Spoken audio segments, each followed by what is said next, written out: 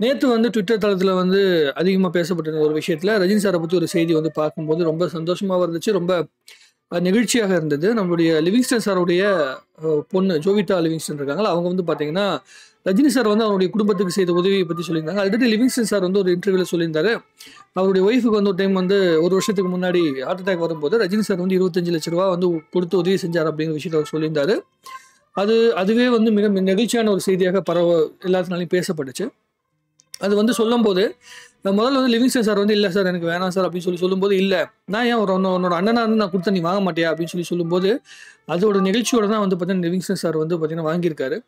அதுக்கு பிறகு ஒரு வார்த்தை அவர் சொன்னது எனக்கு ரொம்ப ரொம்ப மனசுக்கு ரொம்ப ஒரு நெகிழ்ச்சியான ஒரு விஷயம் என்னன்னா, ரஜினி சாரோட ஃபோட்டோ வந்து என்னுடைய வீட்டோட பூஜை அறையில நான் வச்சிருக்கேன் அப்படின்னு சொல்லி வந்து லிவிங்ஸ்டன் சார் சொல்லும்போது, அதே மாரி இந்த ஜோவிட்டா அவர்களும் சொல்லும்போது, அவர் வந்து எங்களுடைய ஃபேமிலிக்கு வந்து கடவுள் மாதிரிங்கிற ஒரு வார்த்தையில சொல்லும்போது, ரொம்ப ரொம்ப மனசுக்கு நெருக்கமா இருக்கு.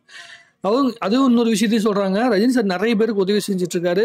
ஆனா வந்து யாருக்கும் தெரியறதில்ல. வெளிய தெரியாம நெறைய உதவிகள் செஞ்சுட்டு இருக்காரு அப்படின்னு அவங்க சொல்றாங்க.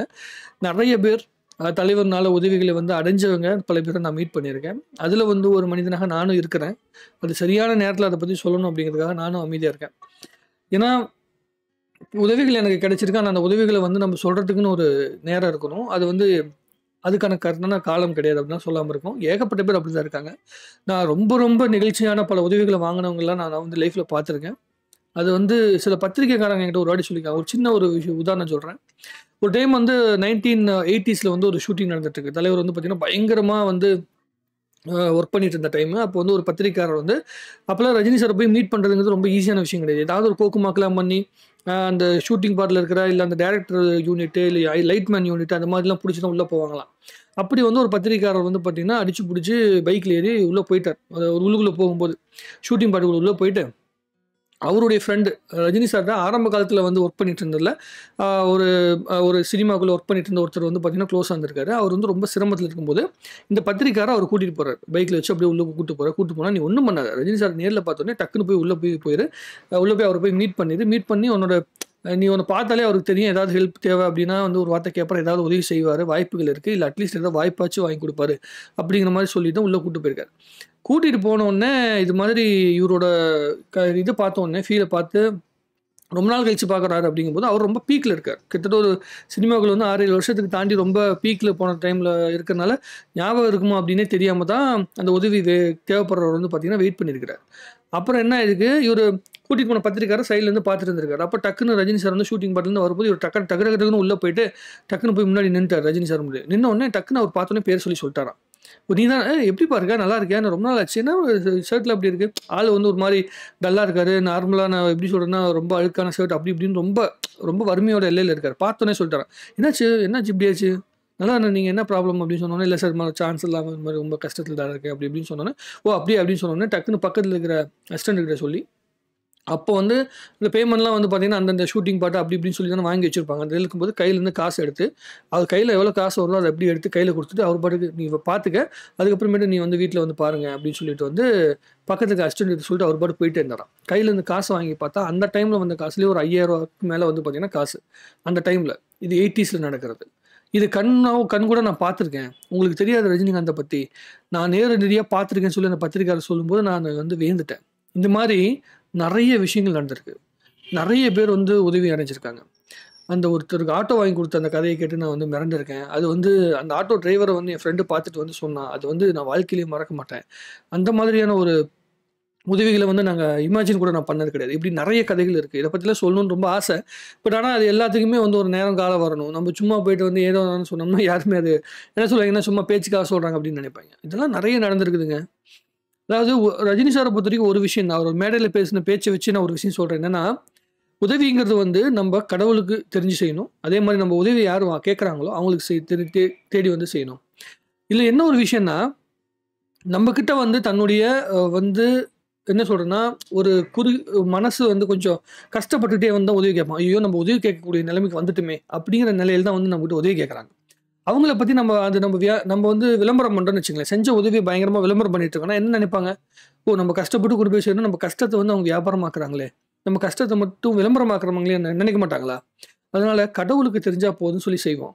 நம்ம மக்கள்கிட்ட போயிட்டு வந்து நான் இதை தான் செஞ்சிருக்கேன் அதான் செஞ்சிருக்கேன் சொல்லி ப்ரூவ் பண்ணணும்னு அவசியம் கிடையாது. நம்மளை உணர்ந்தவங்க, நம்மளை தெரிஞ்சவங்க, நம்மளை பற்றி தெளிவாக புரிஞ்சிருக்காங்களா, நம்மளை பற்றி தெரிஞ்சிருக்காங்களா, அது போதும் அப்படின்னு அவர் சொன்னாரா. அதை வந்து ஆச்சரியப்பட்டேன். இன்னொரு ஒரு விஷயம் கூட சொல்கிறேன். ரஜினி சார் வந்து பார்த்தீங்கன்னா ரொம்ப தீவிரமான ஒரு ஃபேன்.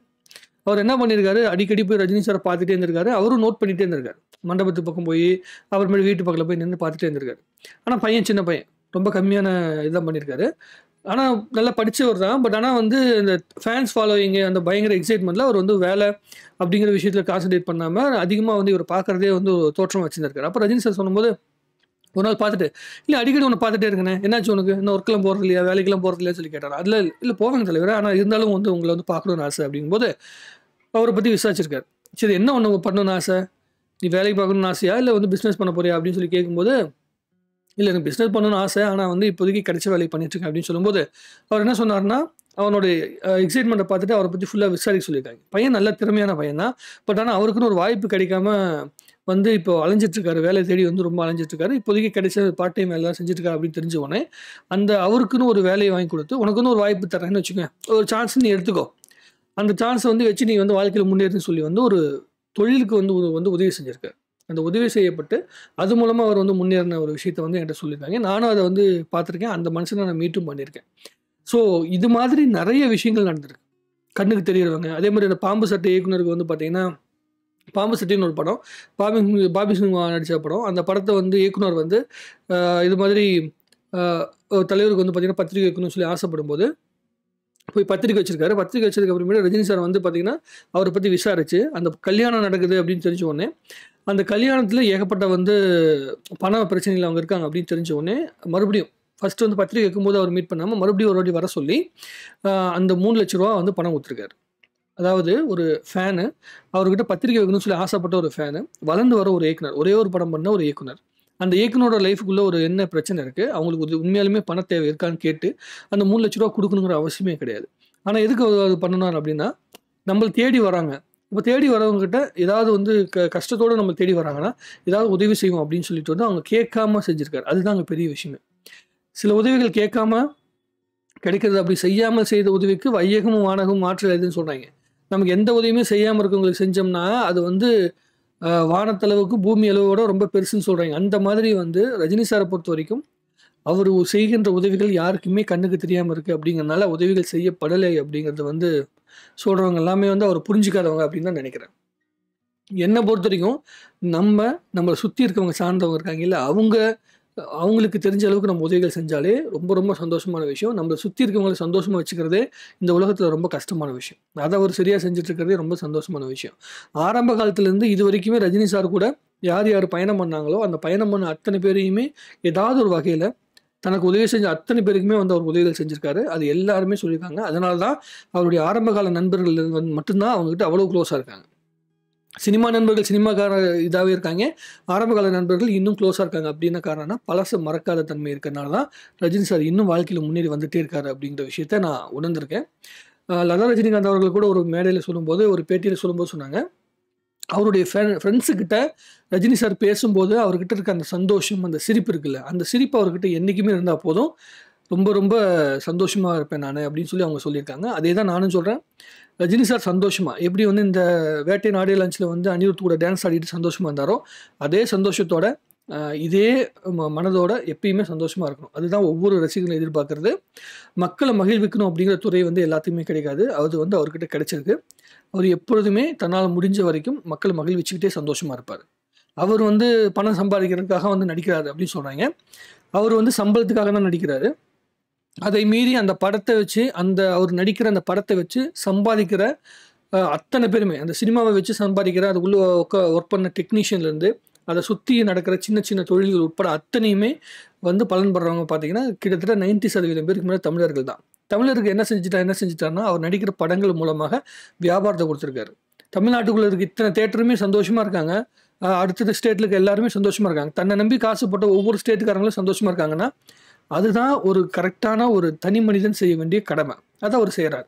அரசியலில் செய்யணும்னு நம்ம எதிர்பார்க்குறோம். அவருக்கு அரசியலில் செய்யணுங்கிற வந்து உண்டான இடத்துக்காக முயற்சி பண்ணார். அவர் உடல்நிலை ஒத்துழைக்கல, அது விலகிட்டார். பட் ஆனால் சினிமாக்குள்ளே எந்த அளவுக்கு செய்ய முடியுமோ அதை செய்கிறாரு. தன்னோட நிஜ வாழ்க்கைக்குள்ளே தன்னுடைய மனதுக்கு தெரிஞ்சு எந்தளவு வந்து தர்மம் செய்ய முடியுமோ அதை செய்கிறாரு. அது இந்த மாதிரி உதாரணங்கள் மூலமாக நமக்கு தெரியறது ரொம்ப சந்தோஷமான விஷயம் நான் கருதுறேன். உங்களுடைய கருத்து எதுவாக இருந்தாலும் சரி கமெண்ட்ல போடுங்க. இன்னும் நிறைய பேசுவோம். நன்றி, வணக்கம். வாழ்க தமிழ்நாடு, பழக தமிழ் சினிமா.